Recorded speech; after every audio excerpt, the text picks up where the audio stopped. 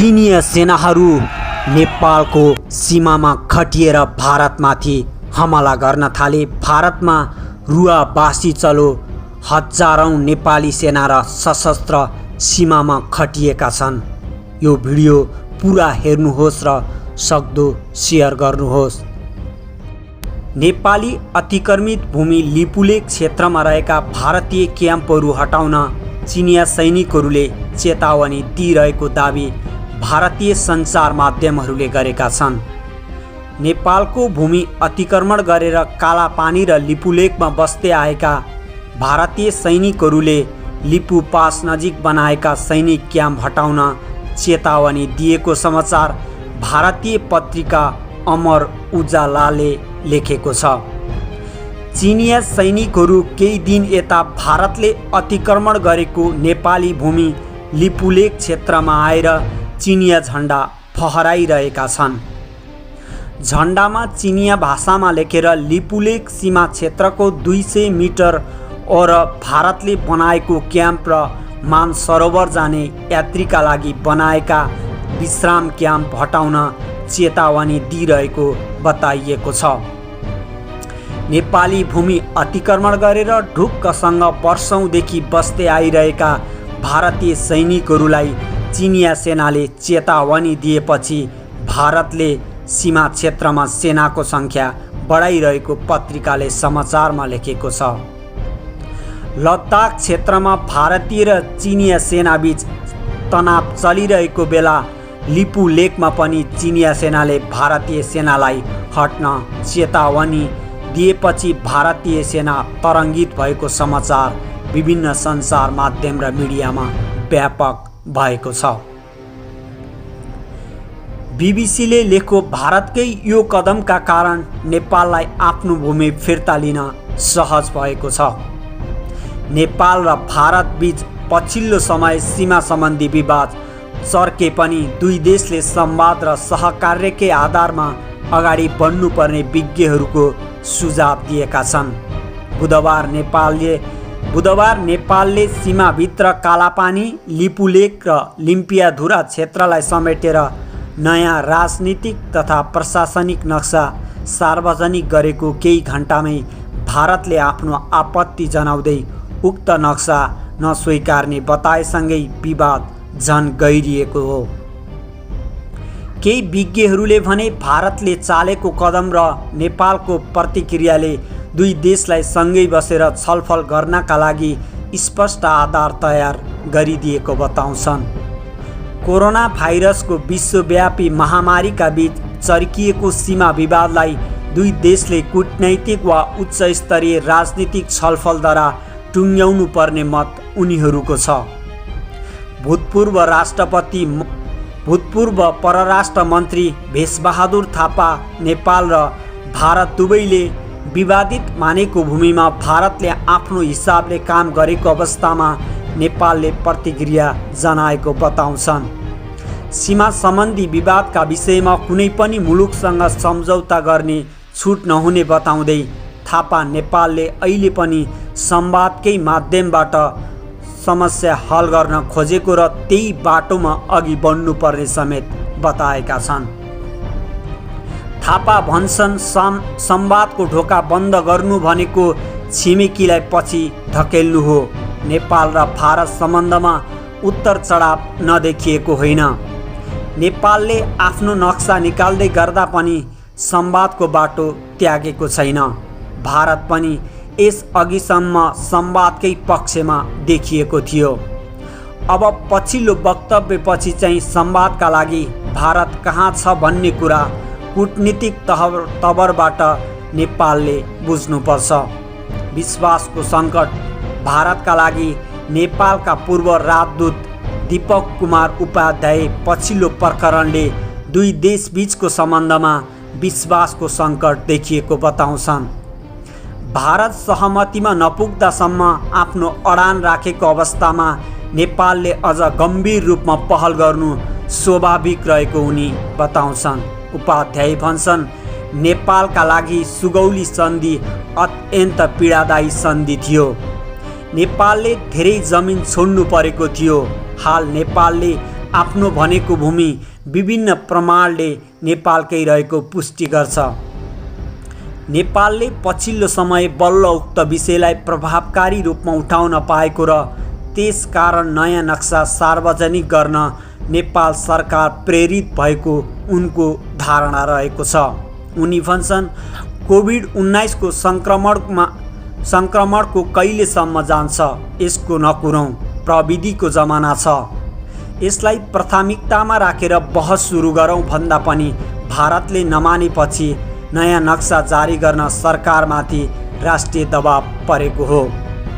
यसलाई भारतले पनि बुझ्नुपर्छ। भारतका सञ्चार माध्यमहरूले तिलको पहाड बनाउने प्रविधिका कारण पनि समस्या झन गहिरिएको उनले सङ्केत गरे।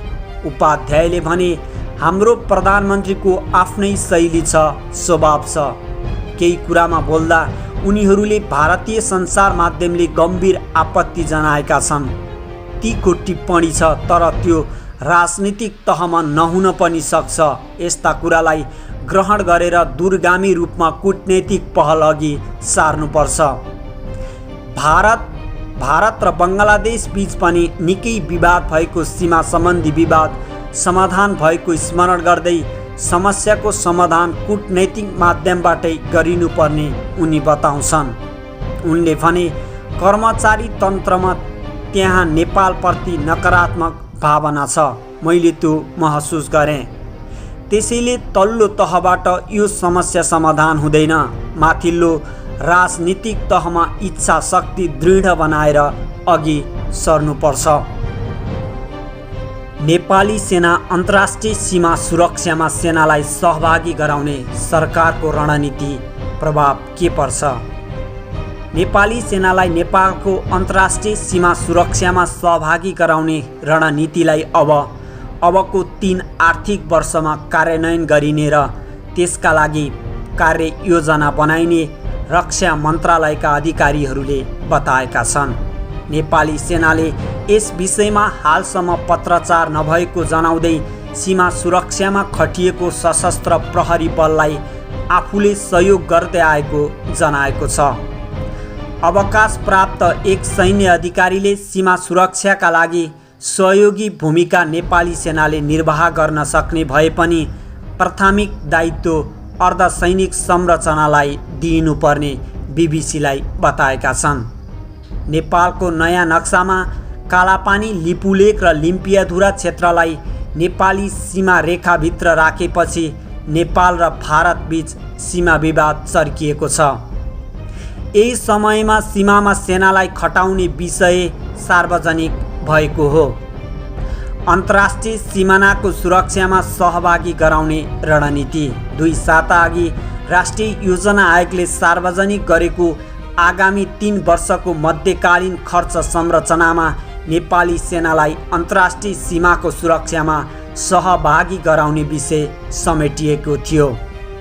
उक्त प्रावधानलाई रक्षा मन्त्रालय अन्तर्गत विक्रमसम्म 2080 भित्र कार्यान्वयनमा ल्याइने रणनीतिका रूपमा राखिएको छ।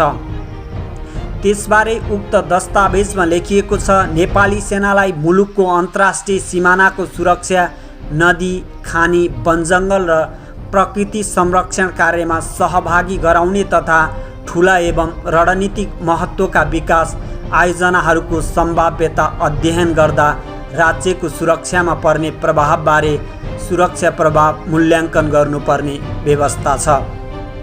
रक्षा मन्त्रालयका सहसचिव एवं प्रवक्ता सन्तबहादुर सुनारले संविधानले तोकेको व्यवस्था अनुसार नै उक्त रणनीति आएको बताए।